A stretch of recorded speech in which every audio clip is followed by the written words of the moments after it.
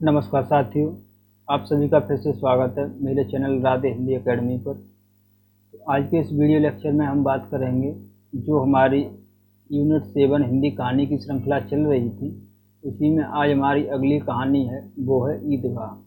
ठीक है दोस्तों, तो आज हम ईदगाह कहानी का इस वीडियो में मूल पाठ का अध्ययन करेंगे। चलिए करते हैं।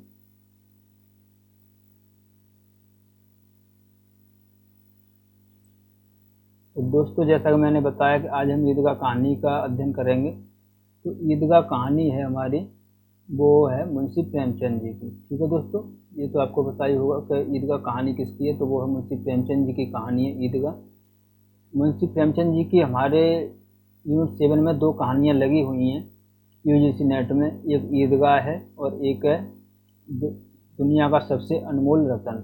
तो वो वाली कहानी हमारी हो चुकी है, पहली वाली। आज जो हमारी कहानी है वो ईदगाह है। अगर हम ईदगाह के प्रकाशन वर्ष की बात करें तो इसका प्रकाशन वर्ष 1933 है, जो चांद पत्रिका में प्रकाशित हुई थी दोस्तों। तो इस कहानी का हम मूल पाठ का अध्ययन करेंगे। तो अध्ययन करने से पहले मैं आपको बता दूं इसकी थोड़ी बहुत कहानी। तो इसमें मुख्य रूप से ये चरित्र हैं। इनमें से एक हामिद है, जो एक छोटा बालक है हामिद, और वो अपनी दादी के साथ रहता है। तो उसकी दादी कौन है? तो हामिद की जो दादी हैं वो हैं अमीना। ठीक है दोस्तों, तो हामिद के माता पिता नहीं हैं और हामिद अपनी दादी के साथ रहता है। और जो अन्य बच्चे हैं वो हैं मोहसिन, आबिद, नूरे, सम्मी। यही मुख्य रूप से इस कहानी के पात्र हैं दोस्तों। तो ये हामिद और ये बच्चे मेला देखने जाते हैं, ईदगाह का मेला है, उसी मेला को देखने जाते हैं, उसी की कहानी है। तो आइए हम देखते हैं।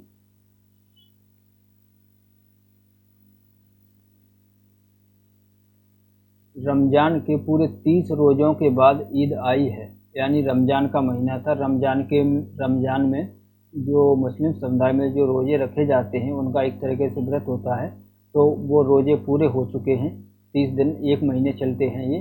तो वो रमज़ान के पूरे 30 रोज़ों के बाद ईद आई है। कितना मनोहर, कितना सुहावना प्रभाव है। वृक्षों पर अजीब हरियाली है, खेतों में कुछ अजीब रौनक है, आसमान पर कुछ अजीब लालिमा है। आज का सूर्य देखो कितना प्यारा, कितना शीतल है, यानी संसार को ईद की बधाई दे रहा है। गांव में कितनी हलचल है। ईदगाह जाने की तैयारियां हो रही हैं। किसी के कुर्ते में बटन नहीं है, पड़ोस के घर में सुई धागा लेने दौड़ा जा रहा है। किसी के जूते कड़े हो गए हैं, उनमें तेल डालने के लिए तेली के घर भागा जाता है। जल्दी जल्दी बैलों को सानी पानी दे दें, ईदगाह से लौटते लौटते दोपहर हो जाएगी।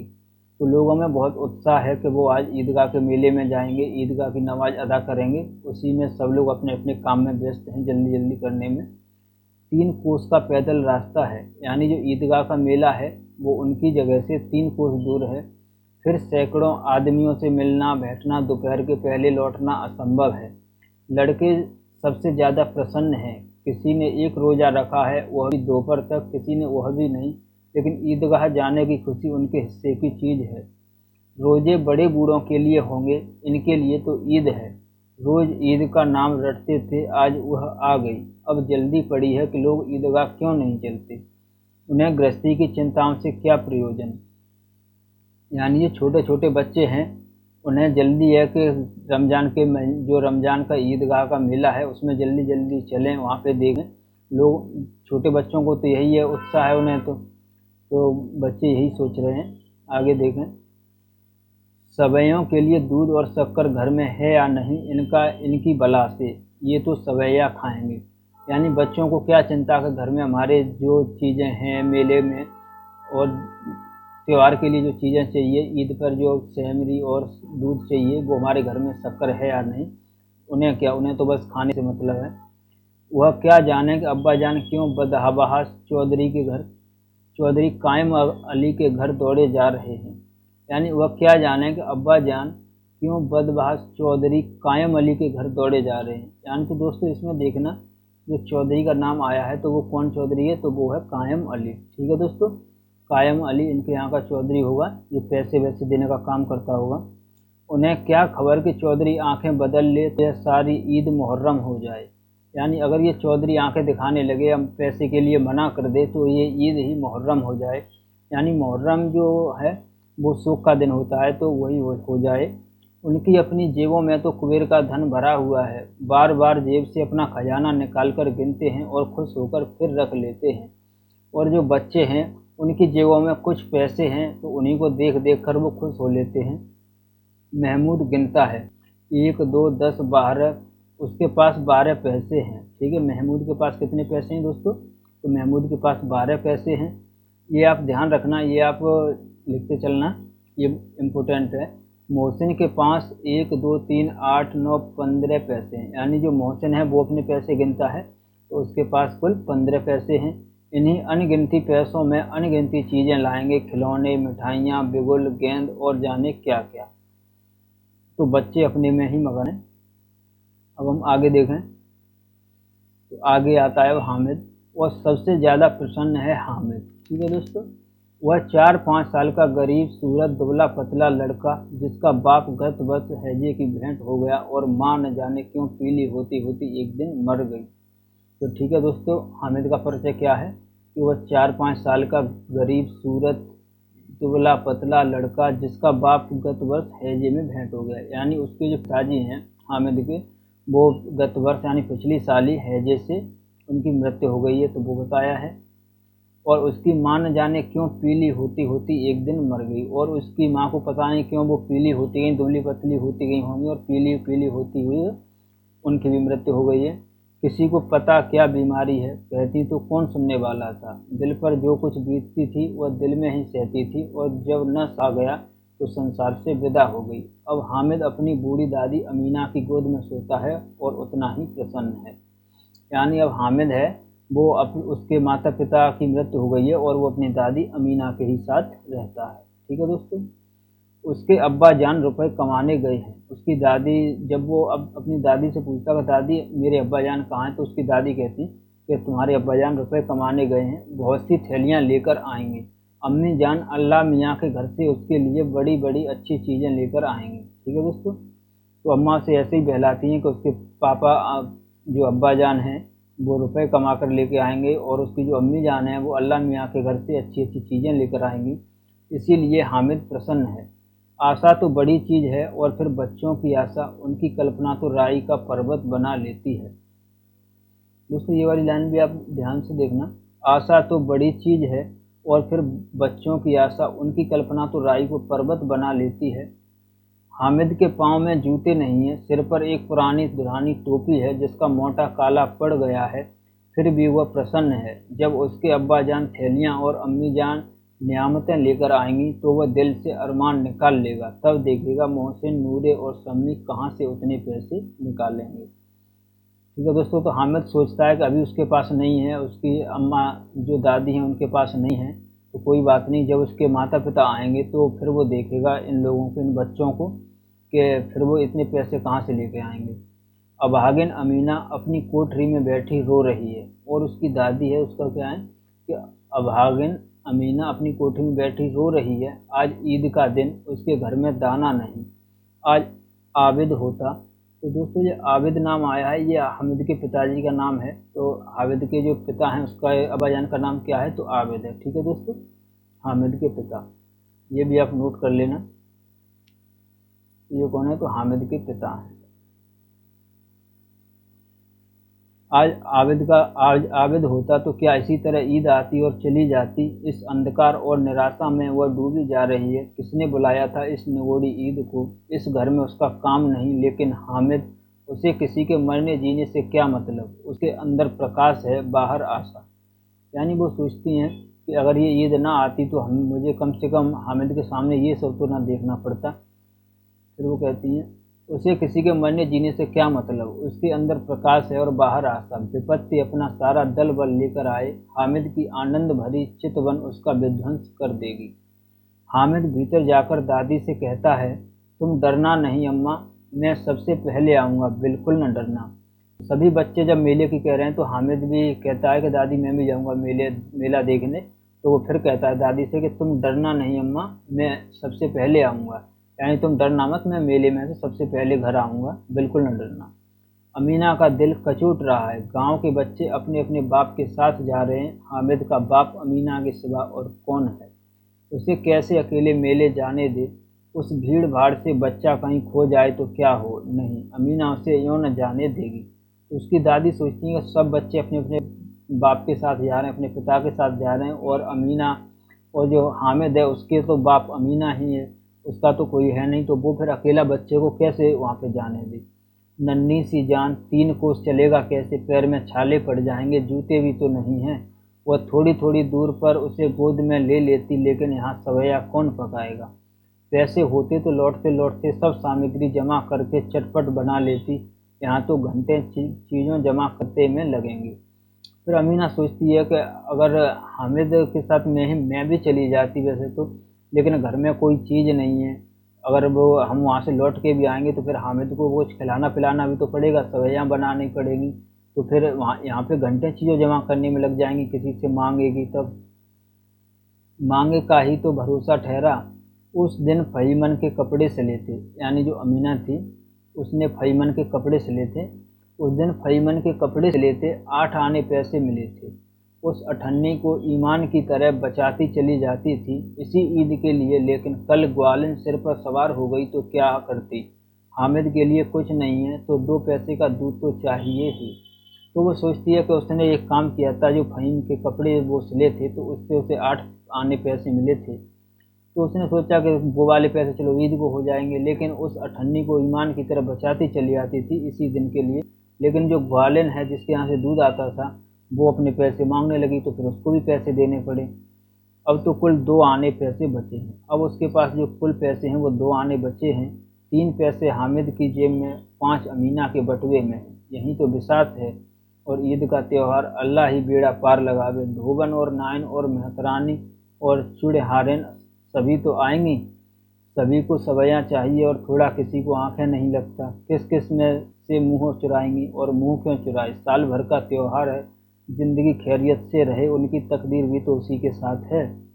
बच्चे को खुदा सलामत रखे, ये दिन भी कट जाएंगे। फिर अमीना सोचती है कोई नहीं, जो है वो सही है, ये भी दिन निकल जाएंगे। आगे देखें। गांव में मेला है और बच्चों के साथ हामिद भी जा रहा था। तो गांव में जो मेला लगा हुआ था उसके लिए हामिद भी बच्चों के साथ जा रहा है। कभी सब के सब दौड़कर आगे निकल जाते हैं, फिर किसी पेड़ के नीचे खड़े होकर साथ वालों का इंतजार करते हैं। यह लोग क्यों इतना धीरे धीरे चल रहे हैं, यानी बच्चों को अपनी खुशी है, वो खेल कूद में अपने जल्दी जल्दी चल रहे हैं। हामिद के पैरों में तो जैसे पर लग गए हैं, वह कभी थक सकता है। शहर का दामन आ गया। सड़क के दोनों ओर अमीरों के बगीचे, पक्की 4 दीवारी बनी हुई हैं। पेड़ों में आम और लीचियां लगी हुई हैं। कभी कभी कोई लड़का कंकड़ी उठाकर आम पर निशाना लगाता है। माली अंदर से गाली देता हुआ निकलता है। लड़के वहां से एक फर्लांग पर हैं, खूब हंस रहे हैं। माली को कैसा उल्लू बनाया। तो बच्चे लोग अपनी ही मस्ती में मस्त हैं। आगे देखें। बड़ी बड़ी इमारतें आने लगी। यह अदालत है, यह कॉलेज है, यह क्लब घर है। इतने बड़े कॉलेज में कितने लड़के पढ़ते होंगे। सब लड़के नहीं हैं जी, बड़े बड़े आदमी हैं सच। उनकी बड़ी बड़ी मूछें हैं, इतने बड़े हो गए हैं अभी तक पढ़ने जाते हैं। न जाने कब तक पढ़ेंगे और क्या करेंगे इतना पढ़कर। हामिद के मदरसे में 2-3 बड़े बड़े लड़के हैं, बिल्कुल 3 कौड़ी के, रोज मार खाते हैं, काम से जी चुराने वाले। इस जगह भी उसी तरह के लोग होंगे और क्या। क्लब घर में जादू होता है, सुना है यहाँ मुर्दों की खोपड़ियाँ दौड़ती हैं। यानी बच्चे लोग अपनी बातें करते जा रहे हैं, उसी का मुंशी प्रेमचंद जी ने दिखाया है कि जो बच्चे हैं वो कैसे सोचते हैं, क्या सोचते हैं। और बड़े बड़े तमाशे होते हैं पर किसी को अंदर नहीं जाने देते। तो वो कॉलेज की सोचते हैं कि इसमें कितने बड़े बड़े बच्चे पढ़ते होंगे।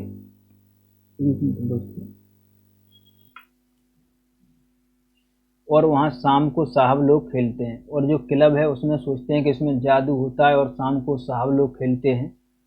आगे देखें। बड़े बड़े आदमी खेलते हैं, मूछों दाढ़ी वाले, और मैमें भी खेलती हैं सच। हमारी अम्मा को यह दे दो, क्या नाम है, बैट तो उसे पकड़ ही न सकें, घुमाते ही लुढ़क जाएं।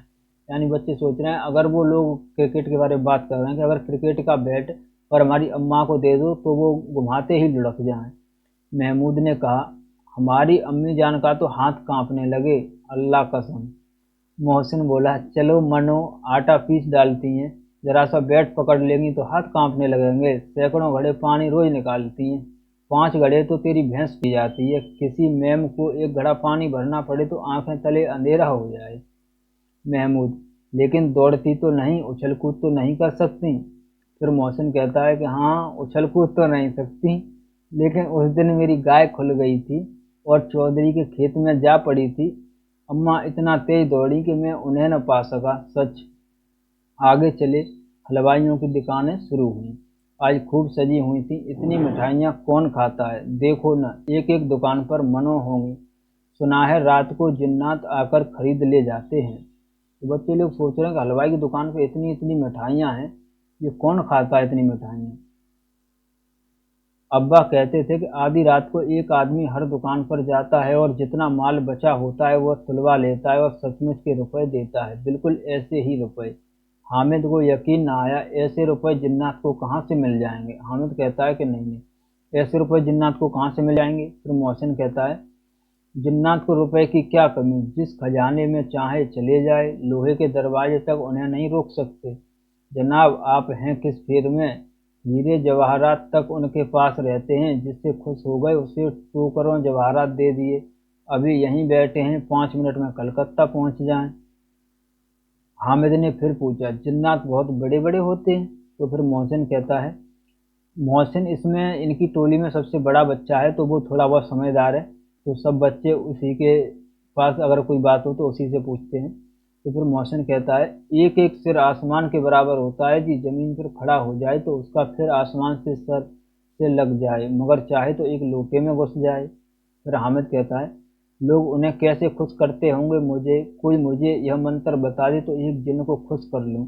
मोहसिन कहता है फिर, अब यह तो नहीं जानता, लेकिन चौधरी साहब के काबू में बहुत से जिन्नात हैं। कोई चीज चोरी हो जाए, चौधरी साहब उसका पता लगा देंगे और चोर का नाम बता देंगे। जुमराती का बछवा उस दिन खो गया था। 3 दिन हैरान हुए, कहीं न मिला। तब झक मारकर चौधरी के पास गए। चौधरी ने तुरंत बता दिया, मवेशी खाने में है, और वहीं मिला। जिन्नात आकर उन्हें सारे जहान की खबर दे जाते हैं। तो मोहसिन कहता है कि चौधरी के कब्जे में है जिन्नात, उन्हें प्रसन्न कर लिया है, वो कई दिन उनके पास रहते हैं। आगे चले, यह पुलिस लाइन है। यहीं सब कांस्टेबल कवायद करते हैं रेटन फाय को। रात को बेचारे घूम घूम कर पहरा देते हैं, नहीं चोरियां हो जाएं। मोहसिन ने प्रतिवाद किया, यह कांस्टेबल पहरा देते हैं, तभी तुम बहुत जानते हो। अजी हजरत, ये चोरी करते हैं। शहर के जितने चोर डाकू हैं सब इनसे मिले रहते हैं। रात को ये लोग चोरों से तो कहते हैं चोरी करो, अब आप दूसरे मोहल्ले में जाकर जागते रहो पुकारते रहते हैं। तो फिर मोहसिन कहता है कि नहीं, तुम्हें नहीं पता, ये चोरी खुद करवाते हैं कांस्टेबल। तभी इन लोगों के पास इतने रुपए आते हैं। मेरे मामू एक थाने में कांस्टेबल हैं, 20 रुपया महीना पाते हैं, लेकिन 50 रुपए घर भेजते हैं। अल्लाह कसम, मैंने एक बार पूछा था कि मामू आप इतने रुपए कहाँ से पाते हैं। हंसकर कहने लगे, बेटा अल्लाह देता है। फिर आप ही बोलें, हम लोग चाहें तो एक दिन में लाखों मार लाएं। हम तो इतना ही लेते हैं जिसमें अपनी बदनामी न हो और नौकरी न चली जाए। हामिद ने पूछा, ये लोग चोरी करवाते हैं। फिर हामिद कहता है कि ये लोग चोरी करवाते हैं तो कोई इन्हें पकड़ता नहीं। मोहसिन उसकी नादानी पर दया दिखाकर बोला, अरे पागल, इन्हें कौन पकड़ेगा, पकड़ने वाले तो यह लोग खुद हैं, लेकिन अल्लाह इन्हें सजा भी खूब देता है। हराम का माल हराम में जाता है। थोड़े ही दिन हुए, मामू के घर में आग लग गई, सारी लेवी पूंजी जल गई, एक बर्तन तक न बचा। कई दिन पेड़ के नीचे सोए, अल्लाह कसम पेड़ के नीचे। फिर न जाने कहाँ से 100 रुपये कर्ज लेकर आए और बर्तन भाड़ी लाए। हामिद, 100 तो 50 से ज्यादा होते हैं। कहाँ 50, कहाँ 100, 50 एक थैली भर होता है, 100 तो 2 थैलियों में भी ना आए। अब बस्ती घनी होने लगी। ईदगाह जाने वालों की टोलियां नजर आने लगी, एक से एक भड़कीले वस्त्र पहने हुए, कोई इक्के तांगे पर सवार, कोई मोटर पर। सभी इत्र में बसे, सभी के दिलों में उमंग। ग्रामीणों का यह छोटा सा दल अपनी विपन्नता से बेखबर, संतोष और धैर्य में मगन चला जा रहा था। बच्चों के लिए नगर की सभी चीजें अनोखी थी। जिस चीज की ओर ताकते ताकते ही रह जाते और पीछे से बार बार हॉर्न की आवाज होने पर भी न चेतते। हामिद तो मोटर के नीचे जाते जाते बचा। यानी जो ग्रामीण बच्चे थे, जब ये शहर में गए तो इन्होंने शहर का मैं देखा कि शहर में क्या क्या है। वो तो सब चीज़ों को ऐसे देख रहे हैं जैसे पहली बार देख रहे हो, और उन्हें अचंभा हो रहा देख के। आगे देखें, सहसा ईदगाह नजर आया, यानी सहसा ईदगाह नजर आया। ऊपर इमली के घने वृक्षों की छाया है, नीचे पक्का फर्श है जिस पर जाजम बिछा हुआ है, और रोजेदारों की पंक्तियां एक के पीछे एक न जाने कहाँ तक चली गई हैं। पक्की जगत के नीचे तक, जहाँ जाजम भी नहीं है, नए आने वाले आकर पीछे की कतार में खड़े हो जाते हैं। आगे जगह नहीं है, यहाँ कोई धन और पद नहीं देखता। दोस्तों, ये वाली पंक्तियां जो मैंने हाईलाइट कर रखी हैं, इन्हें आप ध्यान से देखना। ये वाली पंक्तियां एग्जामिनर पूछ सकता है कि यहाँ कोई धन और पद नहीं देखता, इस्लाम की निगाह में सब बराबर हैं। इस्लाम की निगाह में सब बराबर हैं। इन ग्रामीणों ने भी वजू किया और पिछली पंक्ति में खड़े हो गए। कितना सुंदर संचालन है, कितनी सुंदर व्यवस्था। लाखों सिर एक साथ सिजदे में झुक जाते हैं, फिर सब के सब एक साथ खड़े हो जाते हैं, एक साथ झुकते हैं और एक साथ घुटनों के बल बैठ जाते हैं। कई बार यह क्रिया होती है जैसे बिजली की लाखों बत्तियां एक साथ प्रदीप्त हों और एक साथ बुझ जाएं, और यही क्रम चलता रहा। कितना अपूर्व दृश्य था। यानी दोस्तों, जो नमाज अदा की जाती है तो उसी का दृश्य उन्होंने दिखाया है इसमें, कि कैसे लोग नमाज पढ़ते हैं, एक साथ झुकते हैं, एक साथ उठते हैं, नमाज अदा कर रहे हैं, उसी को बताया है। आगे देखेंगे, अपूर्व दृश्य था जिसकी सामूहिक क्रियाएं विस्तार और अनंतता हृदय को श्रद्धा, गर्व और आत्मानंद से भर देती थीं। मानो भ्रातृत्व का एक सूत्र इन समस्त आत्माओं को एक लड़ी में पिरोए हुए है। यानी वो लोग एक साथ जो कर रहे हैं, तो ऐसा लग रहा है कि जैसे वो भ्रातृत्व का एक सूत्र, यानी भाई भाई का एक सूत्र इन समस्त आत्माओं में पिरो दिया गया है। नमाज खत्म हो गई है, लोग आपस में गले मिल रहे हैं, तब मिठाई और खिलौने की दुकान पर धावा होता है। यानी नमाज अदा करने के बाद फिर लोग मिठाई वगैरह और खिलौने वगैरह देखने चलते हैं।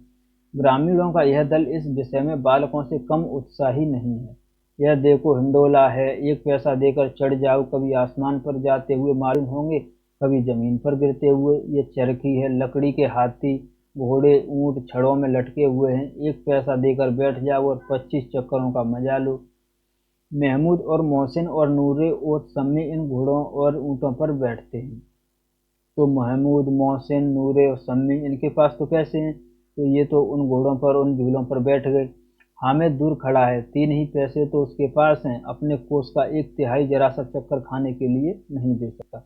यानी उसके पास जो कुल पूंजी है, कुल कोष है, उसका वो 1/3 तो इसमें नहीं दे सकता कि थोड़े चक्कर खा ले और बस फ्री हो जाए। आगे देखें, सब चरखियों से उतरते हैं, अब खिलौने लेंगे। इधर दुकानों की कतार लगी हुई है, तरह तरह के खिलौने हैं, सिपाही और गुजरिया, राजा और वकील, भिश्ती और धोबन और साधु। वाह, कितने सुंदर खिलौने हैं। अब बोला ही चाहते हैं, मानो अब वो बोलना ही चाहते हैं। महमूद सिपाही लेता है। दोस्तों, ये ध्यान रखना कि कौन क्या क्या लेता है। तो महमूद है, वो सिपाही लेता है, खाकी वर्दी और लाल पगड़ी वाला, कंधे पर बंदूक रखे हुए मालूम होता है, अभी कवायद किए चला जा रहा है। मोहसिन को भिश्ती पसंद आई, और जो मोहसिन है उसने भिश्ती ली है। ठीक है दोस्तों, ये अब देखते चलना किसने क्या लिया है। तो महमूद है, उसने सिपाही लिया है, और जो मोहसिन है उसने भिश्ती ली है। कमर झुकी हुई है, ऊपर मशक रखे हुए, मशक का मुंह एक हाथ से पकड़े हुए है। कितना प्रसन्न है, शायद कोई गीत गा रहा है। बस मशक से पानी उड़ेलना ही चाहता है। नूरे को वकील से प्रेम है, और जो नूरे है उसने अपना वकील पसंद किया है कि उसे वकील लेना है। ठीक है दोस्तों, कैसी बुद्धिमत्ता है उसके मुख पर। काला चोगा, नीचे सफ़ेद अचकन, अचकन के सामने की जेब में घड़ी, सुनहरी जंजीर, एक हाथ में कानून का पोता लिए हुए। मालूम होता है अभी किसी अदालत से जिरह या बहस किए चले आ रहे हैं।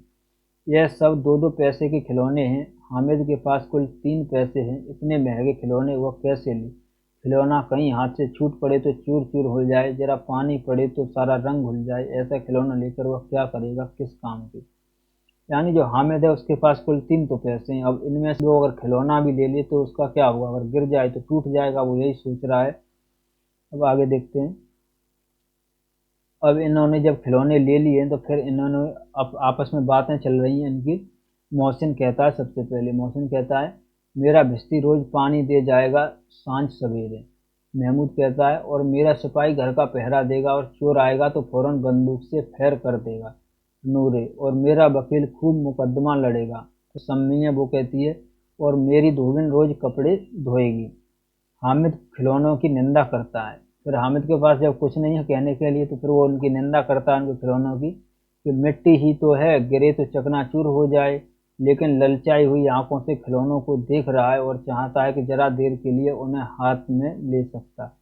यानी उसके पास अजीब द्वंद है, एक साथ वो उनकी निंदा भी कर रहा है खिलौनों की, और सोच भी रहा है मनी मन में कि अगर ये खिलौने मुझे थोड़े भी पकड़ने को मिल जाएं तो जरा मन प्रसन्न हो जाए। उसके हाथ अनायास ही लपकते हैं, लेकिन लड़के इतने त्यागी नहीं होते, विशेषकर जब अभी नया शौक है। हामिद ललचाता रह जाता है। खिलौने के बाद मिठाइयाँ आती हैं। किसी ने रेवड़ियाँ लीं, किसी ने गुलाब जामुन, किसी ने सोहन हलवा।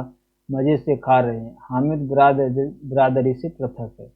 यानी फिर वो लोग आगे हलवाई की दुकान पर जाते हैं तो बच्चों के दो गुट बन गए। एक तरफ वो बालक हो गए मोहसिन, हामिद, सम्मी, नूरे, ये सब एक साथ हैं, और हामिद बेचारा अकेला है। यानी हामिद बिरादरी से पृथक है। अब आगे के पास 3 पैसे हैं, क्यों नहीं लेकर खाता। ललचाई आंखों से सबकी ओर देखता है। मोहसिन कहता है, हामिद रेवड़ी ले जा, कितनी खुशबूदार है। फिर हामिद उसे चिढ़ाता है। हामिद को संदेह हुआ यह केवल क्रूर विनोद है, मोहसिन इतना उदार नहीं है, लेकिन यह जानकर भी वो उसके पास जाता है। मोहसिन दोने से एक रेवड़ी निकालकर हामिद की ओर बढ़ाता है। हामिद हाथ फैलाता है। मोहसिन रेवड़ी अपने मुंह में रख लेता है। महमूद, नूरे और समी खूब तालियां बजा बजा कर हंसते हैं। हामिद खिसिया जाता है। फिर तो जो मोहसिन है वो पहले तो कहता है कि हामिद ले रेवड़ी, फिर वो उसे देता नहीं है तो फिर सब लोग हंसने लगते हैं। फिर मोहसिन कहता है, अच्छा अब की बार जरूर देंगे हामिद, अल्लाह कसम ले जाओ। हामिद, रखे रहो, क्या मेरे पास पैसे नहीं हैं। सम्मी, 3 ही तो पैसे हैं, 3 पैसे में क्या क्या लोगे। फिर महमूद कहता है, हमसे गुलाब जामुन ले जाओ। हामिद, मोहसिन बदमाश है। हामिद, मिठाई कौन बड़ी नेमत है, किताब में इसकी कितनी बुराइयां लिखी हैं। मोहसिन, लेकिन दिल में कह रहे होंगे कि मिले तो खा लें, अपने पैसे क्यों नहीं निकालते। तो फिर मोहसिन कहता है कि ऐसी बात है तो फिर पैसे क्यों नहीं निकालते, खाओ अपने पैसे से। फिर महमूद कहता है, हम समझते हैं इसकी चालाकी, जब हमारे सारे पैसे खर्च हो जाएंगे तो हमें ललचा ललचा कर खाएगा। मिठाइयों के बाद कुछ दुकानें लोहे की चीज़ों की, कुछ गिलेट और कुछ नकली गहनों की। लड़कों के लिए यहाँ कोई आकर्षण न था, वे सब आगे बढ़ जाते हैं। हामिद लोहे की दुकान पर रुक जाता है। लड़के लोग थे तो उन्हें ऐसा इसमें कुछ पसंद नहीं था, तो वो लोग निकल जाते हैं आगे। केवल हामिद है वो लोहे की दुकान पर रुक जाता है। कई चिमटे रखे हुए थे, तो उसने क्या देखा, कई चिमटे रखे हुए थे। उसे ख्याल आया दादी के पास चिमटा नहीं है। तो देखना दोस्तों, हामिद को एक ख्याल आया कि उसकी दादी के पास चिमटा नहीं है। तवे से रोटियां उतारती हैं तो हाथ जल जाता है, अगर वो चिमटा ले जाकर दादी को दे दे तो वो कितना प्रसन्न होंगी। तो हामिद सोचता है कि हमारे घर पे चिमटा नहीं है, और दादी जब रोटी पकाती हैं तो उनके हाथ जल जाते हैं रोटी पकाते समय। फिर उनकी उंगलियां कभी न जलेंगी। घर में एक काम की चीज हो जाएगी। खिलौनों से क्या फायदा, व्यर्थ में पैसे खराब होते हैं, जरा देर ही तो खुशी होती है। फिर तो खिलौनों को कोई आंख उठाकर नहीं देखता। यह तो घर पहुंचते पहुंचते टूट फूट बराबर हो जाएंगे। या छोटे बच्चे जो मेले में नहीं आए हैं जिद कर के लेंगे, तोड़ डालेंगे। चिमटा कितने काम की चीज़ है, रोटियां तवे से उतार लो, चूल्हे में सेक लो।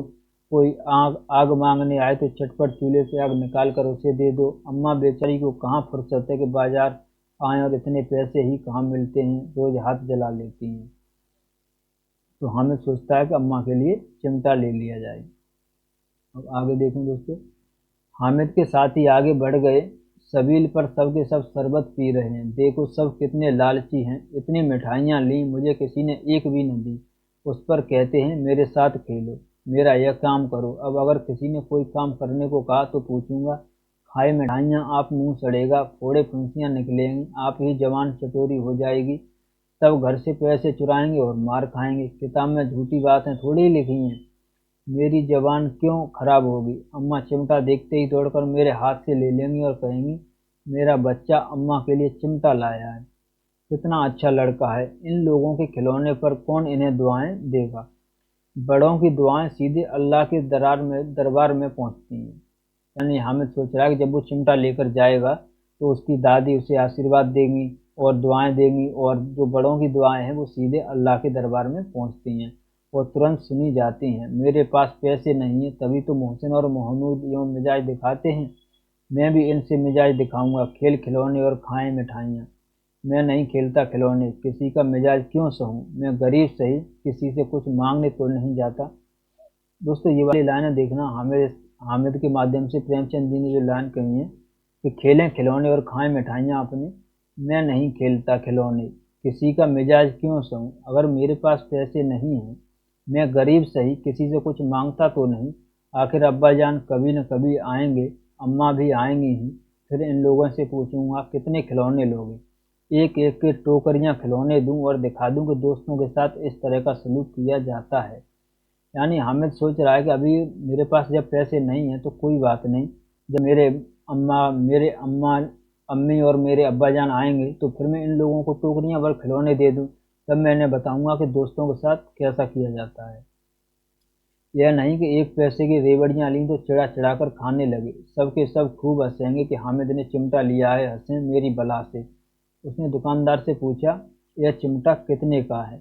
दुकानदार ने उसकी ओर देखा और कोई आदमी साथ में देखकर कहा, तुम्हारे काम की चीज नहीं है, तुम्हारे काम का नहीं है जी, बिकाऊ है या नहीं। तो हामिद कहता है, बिकाऊ है या नहीं ये बताओ। बिकाऊ क्यों नहीं है, और यहाँ कौन लाद लाए हैं, तो बताते क्यों नहीं कि पैसे का है। 6 पैसे का। तो दुकानदार कहता है कि 6 पैसे का है। हामिद का दिल बैठ गया, क्योंकि हामिद के पास तो कुल 3 पैसे थे। तो फिर हामिद, ठीक ठीक 5 पैसे लगेंगे, लेना हो तो लो, नहीं चलते बनो। फिर दुकानदार कहता है, अगर आपको लेना है तो ठीक ठीक 5 पैसे लगेंगे। फिर हामिद ने कलेजा मजबूत करके कहा, 3 पैसे लोगे। यह कहता हुआ वो आगे बढ़ गया कि दुकानदार की घुड़कियां न सुने, लेकिन दुकानदार ने घुड़कियां नहीं दी, बुलाकर चिमटा दे दिया। हामिद ने उसे इस तरह कंधे पर रखा मानो बंदूक है और शान से करता हुआ संगियों के पास आया। जरा सुने सबके सब क्या क्या आलोचनाएं करते हैं। मोहसिन ने हंसकर कहा, यह चिमटा क्यों लाया पगले, इसे क्या करेगा। हामिद ने चिमटे को जमीन पर पटक कर कहा, जरा अपना भिस्ती जमीन पर गिरा दो। तो हामिद भी होशियार था, तो उसने कहा कि अच्छा, इसका मैं क्या करूंगा। तो हामिद ने अपना चिमटा लिया और जमीन पर पटक दिया, और फिर उससे बोला मोहसिन से कि ठीक है, अब तुम अपनी भिस्ती को जमीन पर गिरा दो, सारी पसलियां चूर चूर हो जाएं बच्चों की। महमूद बोला, तो यह चिमटा कोई खिलौना है। हामिद, खिलौना क्यों नहीं है, अभी कंधे पर रखा बंदूक हो गई, हाथ में लिया फकीरों का चिमटा हो गया। चाहूं तो इससे मंजीरे का काम ले सकता हूँ। ये चिमटा जमा दूं तो तुम लोगों के सारे खिलौने की जान निकल जाए। तुम्हारे खिलौने कितने ही जोर लगाएं, मेरे चिमटे का बाल भी बांका नहीं कर सकते। मेरा बहादुर शेर चिमटा। सम्मी ने खंजरी ली थी, प्रभावित होकर बोला, मेरी खंजरी से बदलोगे, 2 आने की है। हामिद ने खंजरी की उपेक्षा से देखा, मेरा चिमटा चाहे तो तुम्हारी खंजरी का पेट फाड़ डाले। बस एक चमड़े की झिल्ली लगा दी, ढव ढव बोलने लगी। जरा सा पानी लग जाए तो खत्म हो जाए। मेरा बहादुर चिमटा आग में, पानी में, आंधी में, तूफान में बराबर डटा खड़ा रहेगा। तो हामिद कहता है कि मेरा ही चिमटा सही है, तुम अपनी खंजरी अपने पास रखो। फिर चिमटे ने सभी को मोहित कर लिया। उसने चिमटे को इतना बढ़ा चढ़ाकर बोला कि सभी लोग उसके चिमटे पर मोहित हो गए। अब पैसे किसके पास धरे हैं, फिर मेले से दूर निकल आए हैं। 9 कब के बज गए हैं, धूप हो रही है, घर पहुंचने की जल्दी हो रही है। बाप से जिद भी करें तो चिमटा नहीं मिल सकता। हामिद है बड़ा चालाक, इसीलिए बदमाश ने अपने पैसे बचा रखे थे।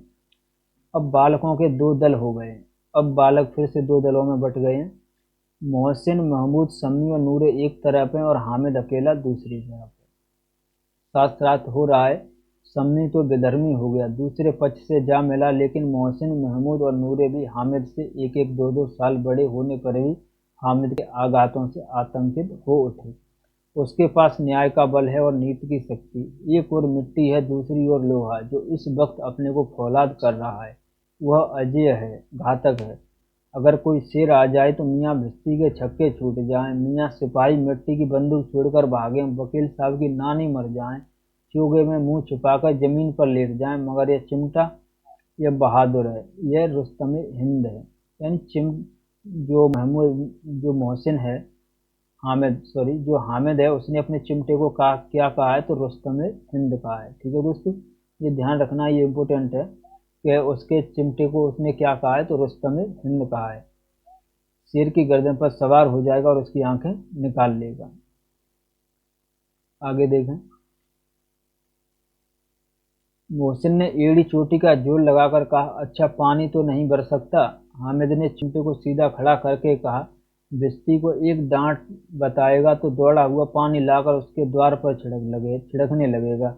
मोहसिन परास्त हो गया, पर महमूद ने कुमक पहुंचाई, अगर बच्चा पकड़ जाए तो अदालत में बंधे बंधे फिरेंगे, तब तो वकील साहब के पैरों पड़ोगे। तो फिर हामिद कहता है, हामिद इस प्रबल तर्क का जवाब न दे सका। उसने पूछा, हमें पकड़ने कौन आएगा? नूरे अकड़कर कहा, यह सिपाही बंदूक वाला। हामिद ने मुँह चिढ़ाकर कहा, यह बेचारे हम बहादुर रुस्तम हिंद को पकड़ेंगे? अच्छा लाओ, अभी जरा कुश्ती हो जाए, इसकी सूरत देखकर दूर से भागेंगे, पकड़ेंगे क्या बेचारे। मोहसिन को एक नई चोट सूझ गई, तुम्हारे चिमटे का मुंह रोज आग में जलेगा। उसने समझा था कि हामिद लाजवाब हो जाएगा, लेकिन यह बात न हुई। हामिद ने तुरंत जवाब दिया। जब मोहसिन ने कहा कि अच्छा, तो फिर तुम्हारा जो चिमटा है इसका रोज मुंह आग में जलेगा, तो फिर हामिद कहता है, देखो, फिर हामिद कहता है, आग में बहादुर ही कूदते हैं जनाब, तुम्हारे ये वकील सिपाही और भिश्ती लोंडियों की तरह घर में घुस जाएंगे। आग में कूदना वह काम है जो यह रुस्तम हिंद ही कर सकता है। महमूद ने एक जोर लगाया, वकील साहब कुर्सी मेज पर बैठेंगे, तुम्हारा चिमटा तो बावर्ची खाने में जमीन पर खड़ा रहेगा। इस तर्क ने सम्मी और नूरे को भी सजीव कर दिया। कितने ठिकाने की बात कही है पट्टे ने, चिमटा बावर्ची खाने में पड़ा रहने के सिवा और क्या कर सकता है। हामिद को कोई पकड़ता हुआ जवाब न सूझा तो उसने धांधली शुरू की, मेरा चिमटा बावर्ची खाने में नहीं रहेगा, वकील साहब कुर्सी पर बैठेंगे तो जाकर उन्हें जमीन पर पटक देगा और उनका कानून उनके पेट में डाल देगा। आगे देखें दोस्तों। बात कुछ बनी नहीं, खांसी गाली गलौज थी, लेकिन कानून को पेट में डालने वाली बात छा गई। ऐसी छा गई कि तीनों सूरमा मुंह ताकते रह गए, मानो कोई ढीलचा कनकौआ किसी गंड वाले कनकौए को काट गया हो।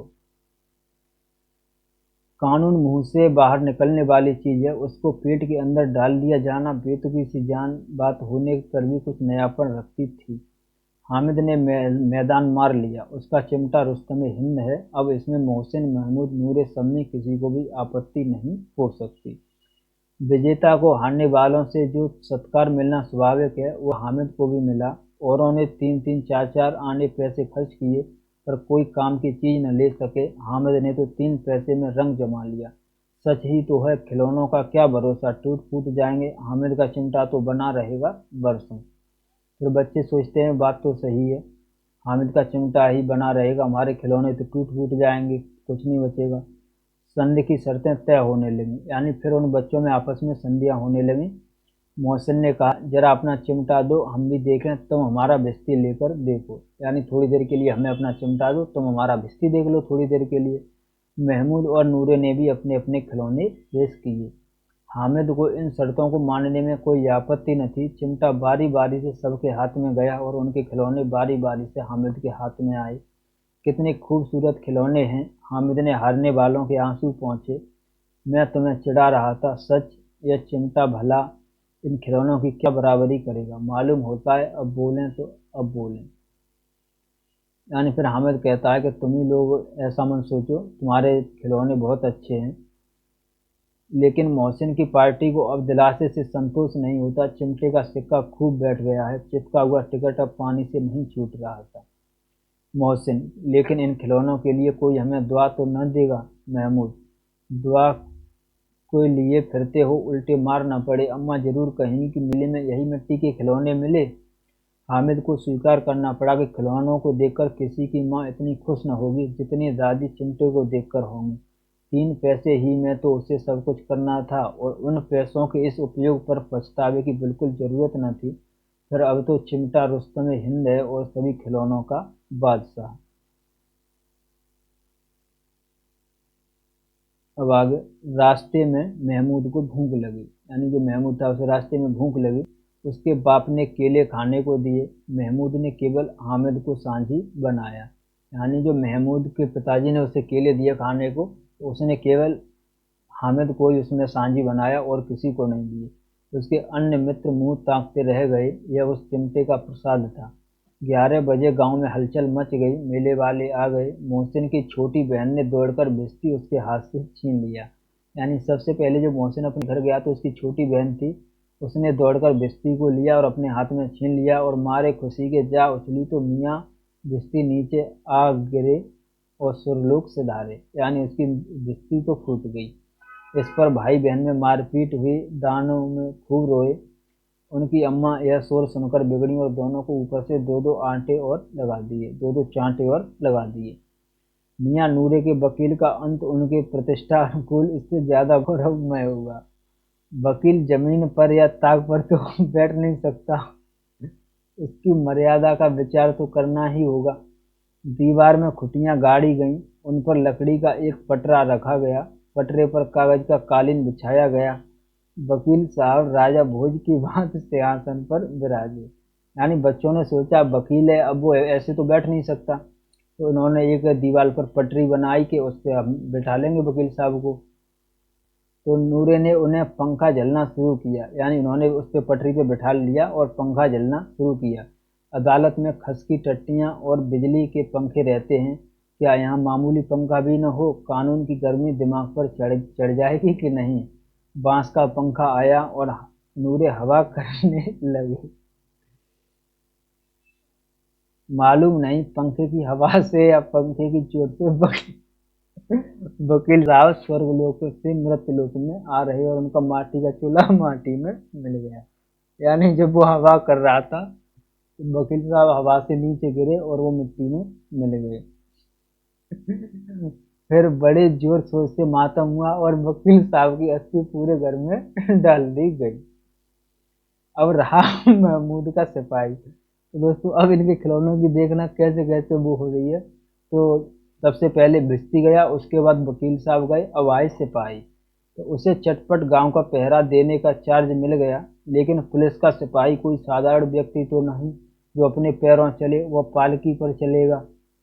एक टोकरी आई, उसमें कुछ लाल रंग के फटे पुराने चिथड़े बिछाए गए जिसमें सिपाही साहब आराम से लेटे।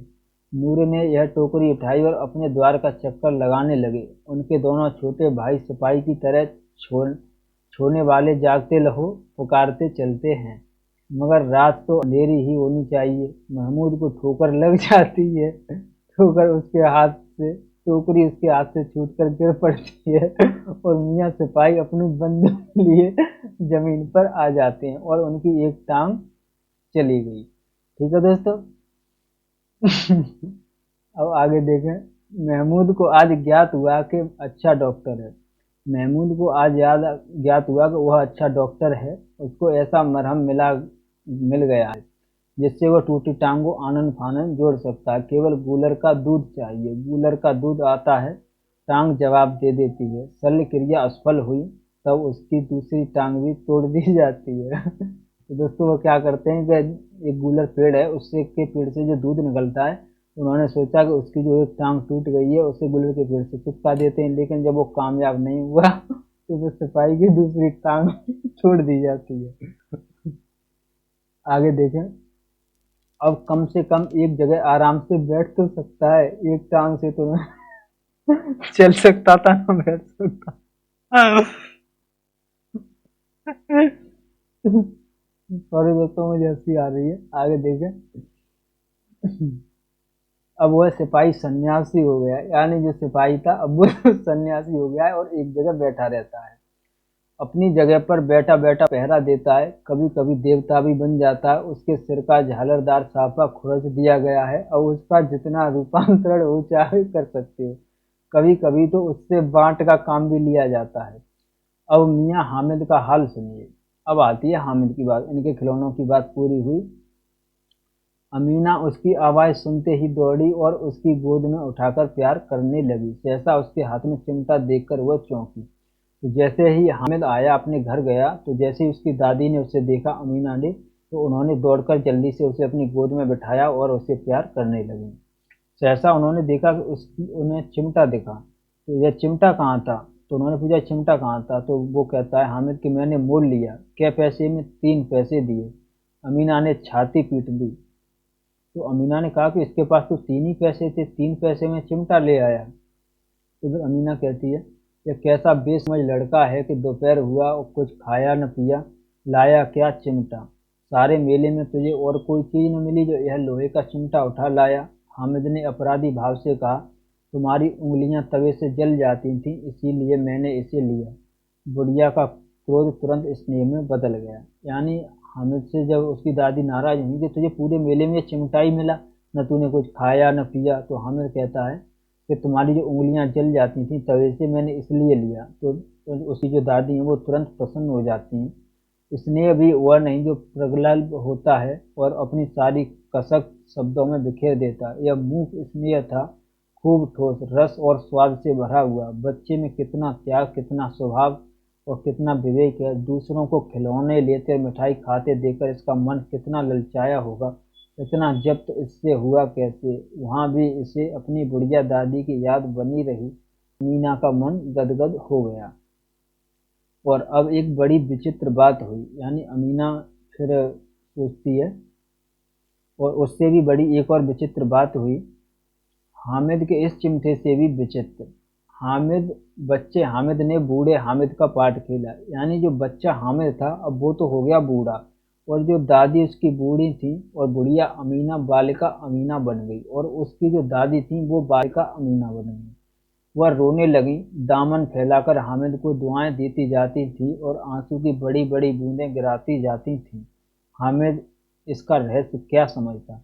यानी जो हामिद था वो तो बड़ा बूढ़ा हो गया, वो तो अपनी दादी को समझा रहा है, और जो उसकी दादी हैं वो बालिका बन गई और वो रोती हैं और हामिद को दुआएं देती हैं। हामिद इसका रहस्य क्या समझता, और हामिद ये सब सोच रहा था, उसके ये सब समझ नहीं आ रहा था। तो दोस्तों, कैसी लगी आपको कहानी। मैंने आपको कहानी से जो जो इम्पोर्टेंट लग रहा था वो मैंने आपको सभी पढ़ाया। जो जो पंक्तियाँ हाईलाइट हैं इनको आप देख सकते हैं। और अगर आपको कहानी की पीडीएफ चाहिए तो वो तुम्हें आपको मेरे टेलीग्राम चैनल पर मिल जाएगी। वीडियो के डिस्क्रिप्शन में जाकर आप टेलीग्राम लिंक मिल जाएगा, वहाँ से आप टेलीग्राम ज्वाइन कर सकते हो। धन्यवाद दोस्तों। मिलते हैं नेक्स्ट वीडियो में, जिसमें मैं आपको इस कहानी से जो भी तथ्य जुड़े हुए हैं तो वो बताऊंगा। तो आज के लिए इतना है। धन्यवाद।